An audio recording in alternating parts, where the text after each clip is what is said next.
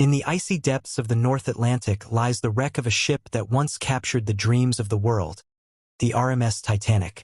For more than 70 years, the ocean guarded its secrets, hiding the final resting place of the most famous ship in history.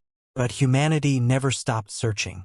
Scientists, explorers, and dreamers spent decades chasing clues, battling storms, and risking their lives to find what was lost. This is the story of that pursuit, the relentless quest to discover the Titanic. When Titanic sank in April 1912, the world was left in shock. Survivors described chaos, darkness, and the unimaginable cold. But even after the tragedy, one question haunted everyone. Where exactly did the Titanic go down? The coordinates sent during the sinking were wrong. Early search efforts failed. The ocean was simply too deep, too dark, too vast. And so, for decades, Titanic became a legend hidden beneath miles of water.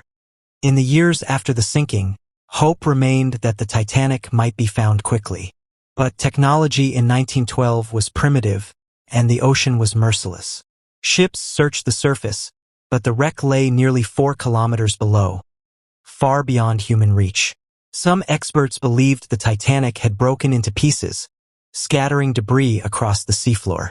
Others argued it was still intact, resting silently in the cold black depths.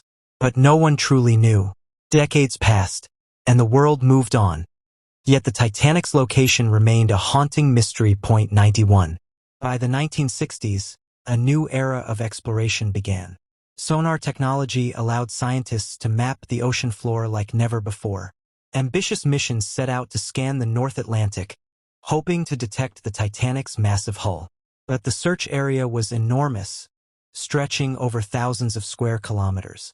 Sonar screens lit up with strange shapes and false alarms, each one raising hopes only to crush them again.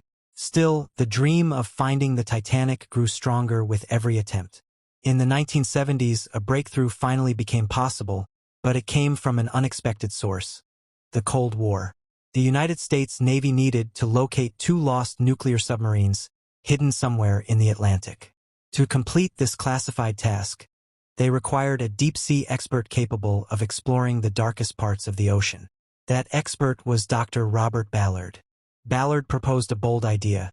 He would use Navy technology to search for the submarines, and in return, he wanted permission to look for the Titanic. The Navy agreed, but the mission remained top secret. For the world, it appeared that Ballard was simply studying the ocean floor, but in reality, he was preparing for the greatest discovery of his life. To find the Titanic, Ballard needed a new kind of machine, one that could scan the ocean floor without a human on board. His team developed a remote-controlled submersible named Argo, equipped with cameras and sensors designed to survive the crushing pressure of the deep sea. Unlike earlier search attempts that tried to locate the ship directly, Ballard used a smarter strategy. He would search for the debris trail. When Titanic sank, its parts scattered across the ocean floor for kilometers. If the team could find that trail, it would lead them straight to the wreck itself. The world didn't know it yet, but this method would solve one of history's greatest mysteries. In the summer of 1985, Ballard and his team began their final search mission.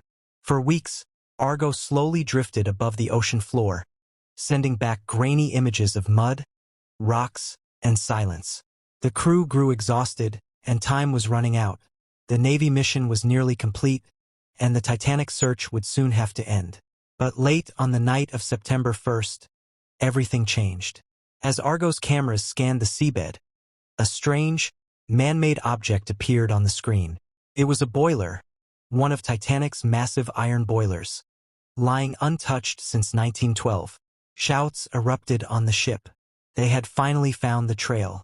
And just minutes later, Argo's lights revealed the broken bow of the RMS Titanic, rising from the darkness like a ghost from the past. After 73 years, the world's greatest maritime mystery was solved. News of the discovery spread across the globe overnight. People who had lost family members in the tragedy wept as images of the wreck appeared on television. For historians, it was a moment of triumph. For others, it was a reminder of the thousands who had suffered. The Titanic was no longer just a legend. It had become real again, resting silently at the bottom of the sea. After the wreck was found, Ballard and his team prepared for a closer look. Using the small exploration robot Jason Jr., they navigated through the broken corridors of the ship. The Titanic's grand staircase, once filled with light and music, now lay in ruins, its wooden structure eaten away by the sea. Dining rooms, cabins, and hallways appeared like frozen moments in time, untouched for decades. Shoes, bottles, and personal items still rested where passengers had left them in their final moments. It was as if the ship had become a deep-sea mausoleum, preserving the last memories of everyone who sailed aboard her. The deeper the team explored, the clearer it became. This was not just a shipwreck. It was a grave. As scientists studied the wreck, they discovered strange formations growing all over the metal. These were rusticless, living organisms slowly eating away the Titanic. Over time, the ship was dissolving, turning back into the elements of the sea. Experts realized that one day, perhaps within a few decades, the Titanic would completely collapse. Nothing would remain except memories, photographs, and the stories passed down through history. The discovery brought both excitement and sorrow. The Titanic had been found, but it was disappearing. After the Titanic was rediscovered, a new question emerged. Should anything be brought up from the wreck? For some explorers, the answer was yes. They believed artifacts could preserve the memory of the ship. In the late 1980s and early 1990s, several expeditions returned to the wreck site with advanced submersibles. Divers recovered plates, jewelry, luggage, and thousands of personal items buried beneath the sand. Each artifact told a story of a life interrupted, a journey unfinished. But not everyone agreed with the idea of removing objects from the wreck. Many argued that the Titanic was a gravesite, a sacred resting place that should be left untouched.